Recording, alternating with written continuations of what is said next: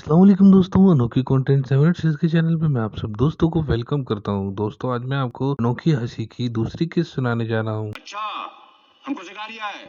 1-2 घंटे आपस में बैठकर खूब हंसी मजाक किया, एक दूसरे को तंग किया। फिर आहिस्ता आहिस्ता करके सारे मेहमान घर से रवाना हो गए। सुबह सवेरे नाश्ते का दौर दौरा चला।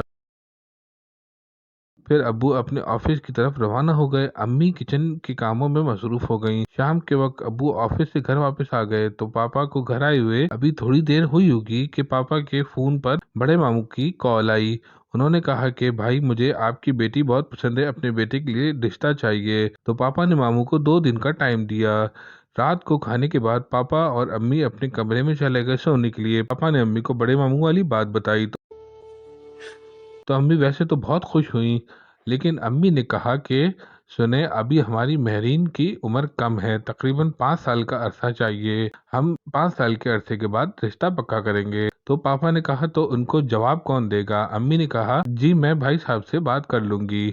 सुबह होते ही अम्मी ने भाई साहब से बात कर ली, जिस पर बड़े मामू अम्मी से काफी नाराज हो गए, लेकिन इनके समझ में बात आ गई। प्यारे दोस्तों, ये थी अनोखी हंसी की दूसरी एपिसोड। अगर आपको ये किस्त अच्छी लगी तो उसको ज्यादा से ज्यादा लाइक कीजिए, शेयर कीजिए और मेरे चैनल अनोखी कंटेंट 7 इसको सब्सक्राइब जरूर कर दीजिएगा और बेल आइकन का बटन भी लाजमी प्रेस कर दीजिएगा ताकि मैं आपको अनोखी हंसी की आखिरी किस्त सुना सकूं। जज़ाकल्लाह, अस्सलाम वालेकुम।